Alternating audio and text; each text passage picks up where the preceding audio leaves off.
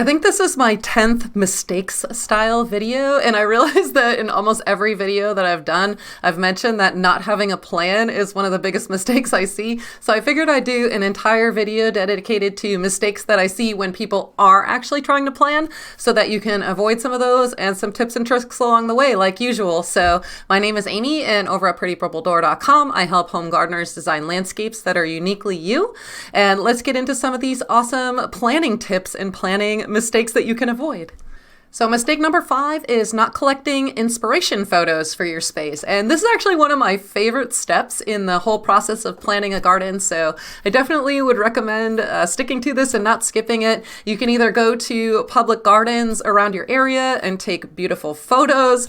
You can go online and do some searching. But what I would recommend after you have all those photos is put them all together in one folder or in one album on your phone and just sort of go through them and try to figure out what it is that you like about those photos. Odds are there's going to be some that are very different from others, but you will start to see some themes, whether that's regarding like the color, the style, or just some of the plants that are being repeated throughout a lot of them. It can give you so many really good indications as far as what style you want to go for in your design, what colors you may want to use, what kind of vibe or feeling you want to have. A really good trick that I go over in my garden style mood board workshop is to go on Pinterest and to search, but then use the word aesthetic at the end. So if you do like cottage garden aesthetic, you get like all of these really beautiful photos that are really great for mood boards. If you want to check out that workshop, I'll leave a link to that in the description below, but just jump on Pinterest and use the word aesthetic. It works really well. Mistake number 4 when it comes to planning your design is not measuring your space. Obviously, you're going to need to measure your space.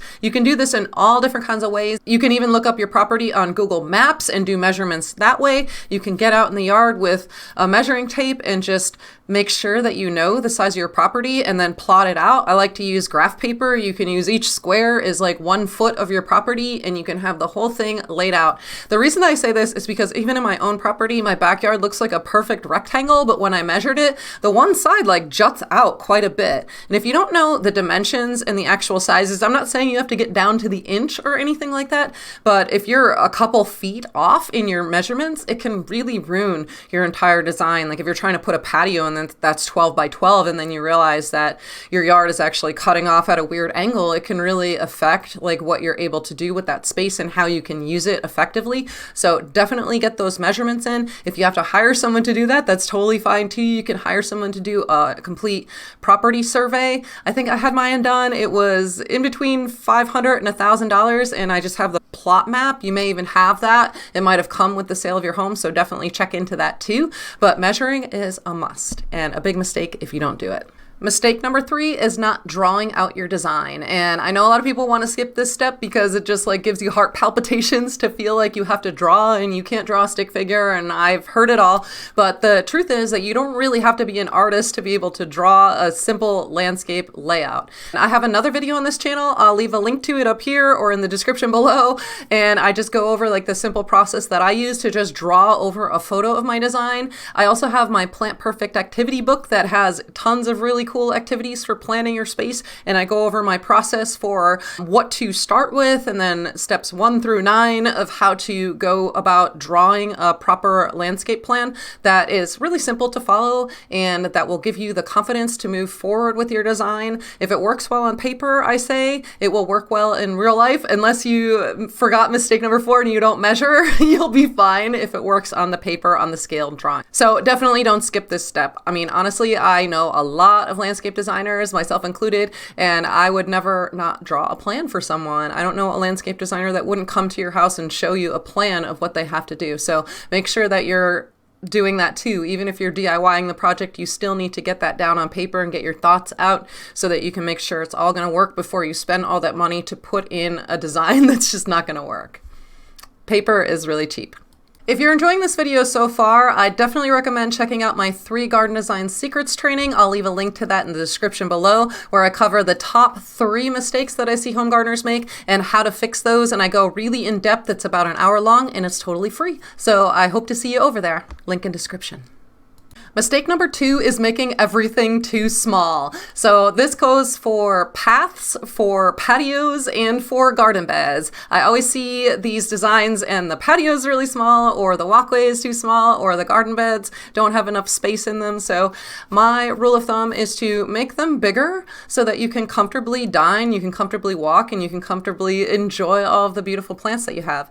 So when things are too small, it's really hard to expand them and make them bigger later. But if you have a larger space to begin with, even if your family grows or you have to grow into the space, you're going to have that space that you need. So when you're planning these things, if you're thinking about a 10-foot patio, do a little calculating, get the furniture out, or look up the furniture that you want to buy online, and make sure that when you lay that out, that you have enough space on that patio to accommodate that furniture. Maybe you need to make it a little bit bigger. Like, odds are it's not going to be that much more expensive to expand a patio from 10 feet to 14 feet versus having to have somebody come back in later and add more sections to your patio and try to match them up. You're just going to be paying more in the long run. So always make things bigger than you think that you'll need. Not that they need to be gigantic or anything, but it's definitely a really common issue that I see. The biggest mistake that I see, mistake number 1, is not creating a space that you actually want to use or that is actually practical for you and your family to use. So think about things that you may want to do in this space, whether that's you need a space for your kids to play, you need a space for your dog to run, you want to eat outside, you want to sunbathe outside, whatever it is that you want to do outside, make sure that you write all of that down in a big old wish list, because if you don't put it on a list and you don't think about it ahead of time, it's definitely not going to happen. So what I like to do is just brainstorm and make a huge wish list. And then after that, I will categorize the things and rank them from the most important to the least important. And that way, when you're actually drawing that plan and you're trying to figure out like where to put different things, you have that wish list and you know that, okay, this is a non-negotiable. This is really important. I'm going to like make sure I have the space for that vegetable garden or whatever it is. But if you don't actually think about how you want to use the space, you're just going to end up with like a big plot of property with 3 patios when you really only need 1, or a bunch of garden beds and no space to actually have dinner outside. Like, it's just not going to work for you. So if you want to get the most out of your property, you have to plan ahead of time and you have to know what you want to plan for. What are you going to do outside? And that's my biggest tip. If you enjoyed this video, you'll love all the other garden design mistakes videos I've made. I put them all together in a playlist for you, and I'll leave that right here. I'll see you over in the next video.